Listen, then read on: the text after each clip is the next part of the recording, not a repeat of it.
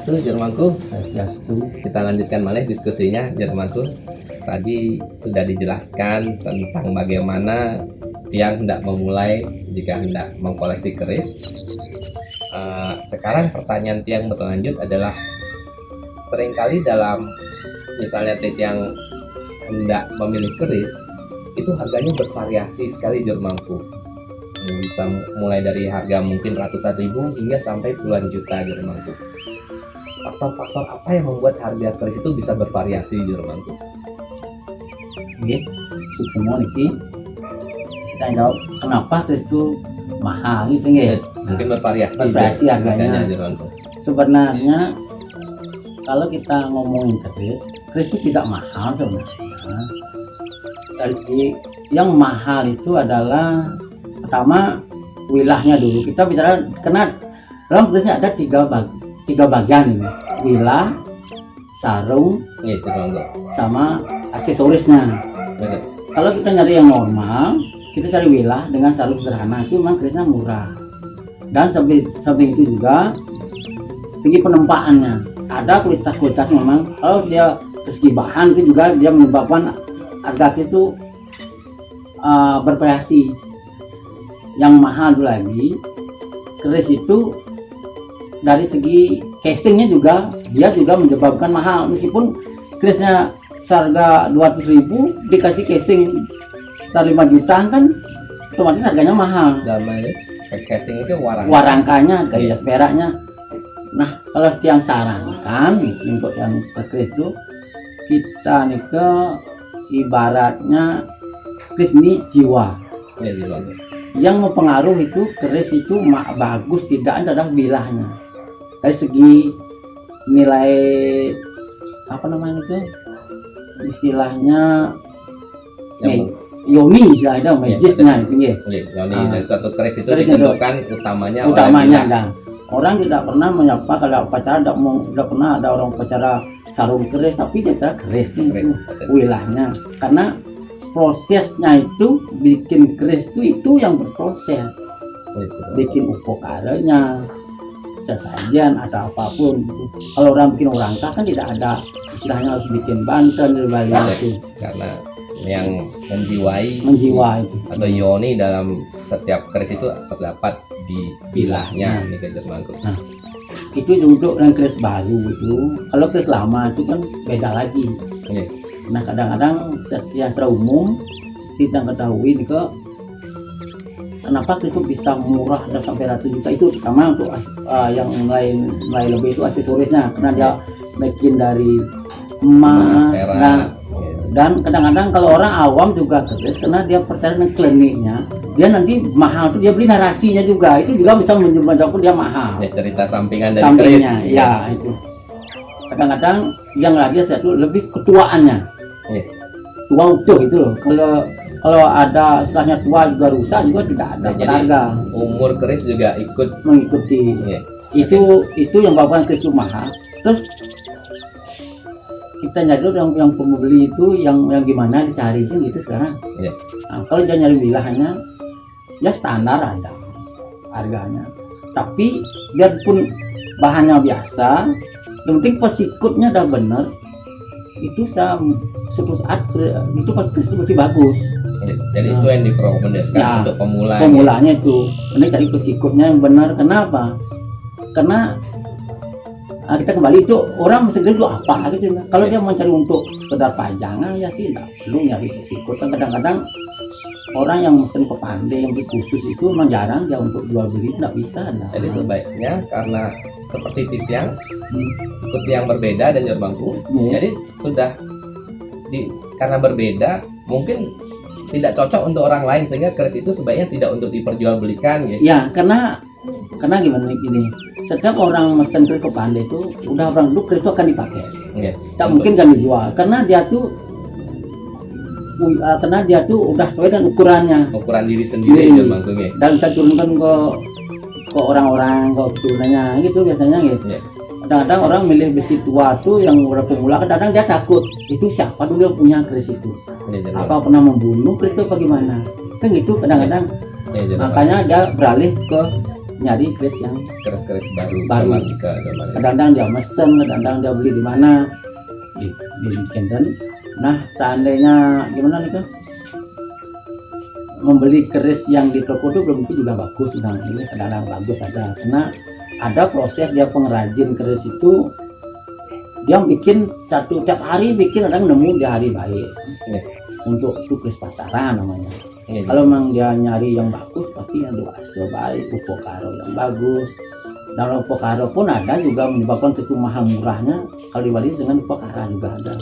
Karena ada upokara upacara keris itu ada yang sifatnya upokaro utama, madya, dan niste. Ya. Nah, dan semua itu sama juga. Kadang-kadang dia bikin keris harga 5 juta.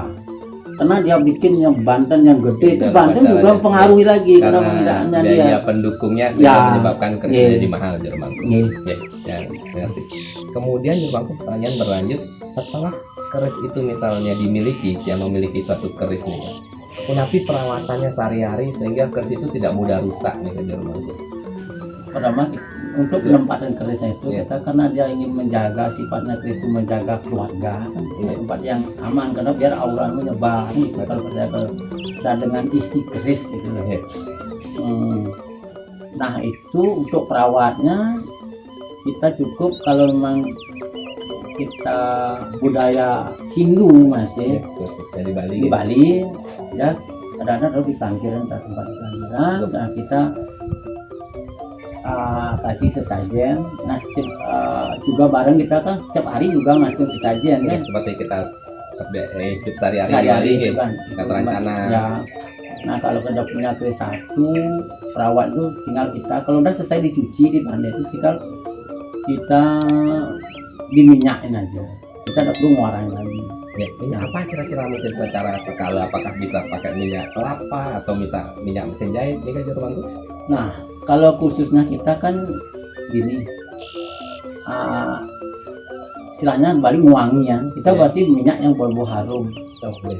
Itu makin tergantung yang sekarang yang sudah punya keris, Ya. dia ingin menyajikan, mengatur yang wangi yang Terbaik, dimana ya. yang terbaik bagi Ya, bagian terbaik terbaik untuk untuk itu. sang yang menang Ya, yang ada di Yoni Keris Ya. juga ya. nanti biar kita ada gini, kita pakai parfum yang bagus, masa kerisnya pakai minyak singer, gitu dah. Ya, patut. Ya. Nanti biar kita bisa mengimbangi karena keris itu begitu apa kita senangi itu yang kita aturkan. Ya, betul Nah. sekali Jermanku. Nih, Ya, nikah. untuk sesajennya kalau bisa kita yang tahu ya, siap. Kalau bisa purnama itu yang aturan biasa canang minimal ada 3 unsur bunganya sadar, Ya, Jermanku. 5 cempaka yang sifatnya putih, iswara, bunga merah, yang Brahma, sama yang hitam. Biasa hitam itu pakai sandal kenangan. Ya. Nah ketiganya Trisakti itu Karena karena dia jadi nunggal menjadi yang Pasupati. betul sekali juga. Memang keris itu kunapi pandangan Jermanku seringkali bagi titiang gitu yang hendak memulai, seringkali jika kita berbicara dari keris ini kan dari Jermanku sudah menjelaskan bagaimana juga perawatan keris secara niskala. Keris ini kan identik dengan hal yang gaib, bahkan terkadang klinik nikah Jermanku, sehingga membuat orang nikah takut untuk memulai mengkoleksi keris. Kenapa pendapat Jermanku sekali nikah? Semua itu seperti yang pernah yang lakoni untuk keris yang jelek dan yang bagus. Oke. Beberapa kali ada masyarakat di Bali sudah pernah yang perbaiki yang keris, kok keris ini katanya keris ini yang mempunyai ini menjaga, kok dia bisa membuat keluarga saya berantakan gitu ya. Nah, nikah lazim. Nah, ini udah benar. Terus kemarin karena dia juga sudah pernah menanyakan ke orang pintar karena kerisnya yang jelek gini-gini kan, kadang-kadang kan disuruh dibuang gitu, kadang-kadang nah pernah dibawa ke pandai, itulah saya kasih pengertian, saya ulang sikut ulang. Iya. Oh, memang benar kerisnya begini jelek, terus perbaiki. Seperti kita ketahui keris itu rumah istilahnya ya. Iya. Kalau rumah itu jelek, otomatis setan akan masuk. Iya. Kalau rumah itu bagus, seperti Taruh. ya itu seperti kayak kita aja udah punya kamar, kalau Iya. ruang bawah kita nyaman di dalam kan, Ya padat dulu. di dalam rumah. Kalau jelek tuh kadang-kadang kecoa banyak, kita pasti keluar terus. Siapa yang menjaga? Iya. Itu sama. Terus kalau keris udah bagus, keris ikutan, pasti nyaman. Iya Jermanku. Kadang-kadang ada juga keris itu diisi kodam lagi, dan itu Lazim juga keris gimana? banyak, bukannya cukup banyak yang ada mengisi-isi begitu, tapi itu kan efeknya gimana nanti Ya, kita kurang tahu, karena kalau di Pandai itu udah selesai kerisnya bikin sekian, tapi yang punya keris itu kadang-kadang ya menambahi lagi. Iya. Kadang-kadang isi di Pasupati lagi, terus yang Pasupati itu siapa, kadang-kadang kan harus ada, memang yang Masupati ngurip itu memang lain. Kadang-kadang sekarang kan banyak orang aku bisa kan, orang Iya, iya. percaya orang itu kan diisi. Nah kita nggak tahu apa diisi keris itu lagi, rumahnya itu istilahnya keris itu udah ada dewanya, tapi setelah dewa ada percik-percik kecil namanya kodam-kodam itu yang diisi. Nah kodam-kodam itu yang mengganggu kalau kita sudah tidak siap kan. Iya Jermanku. Misalnya seperti Pak Dewo yang mencari isi kodam gini untuk beliau sendiri, Iya. belum tentu untuk anak cocok nanti. Cocok, iya. Nah, Dan tapi Jermanku mungkin pertanyaan terakhir, apakah keris setelah dari Pandai harus dipasupati lagi atau tidak nih Jermanku? sebenarnya keris yang udah saya dipandai itu otomatis sudah dipasupati sesuai dengan yang ada di Pandai. Iya. Nah setelah lewat di Pandai itu kita kan tidak tahu yang punya keris. Kalau Iya. yang sarankan sih udah cukup. Kalau mau masuk pasti keris itu seperti yang tawi, Iya. yang wenang itu adalah Pandai. Iya. Yang untuk kerisnya Iya. pendeta Pandai itu loh. Nah, kalau yang masuk pati lain silahkan, saya kurang tahu.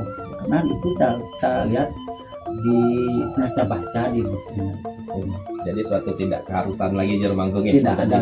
Itu pernah udah ada meskipun kecil sifatnya, cuma dia habis itu cuma diprasite lagi. Kadang-kadang dia kan keris itu dibawa ke peluru kemana lagi, istilahnya nangkilan sungkeman kalau dia namanya. Ya Jermanku. Ya, semedahat Jermanku atas waktunya. Ya. Dumugi selalu rahayu dan dapat melestarikan budaya keris kita. Semua bisa.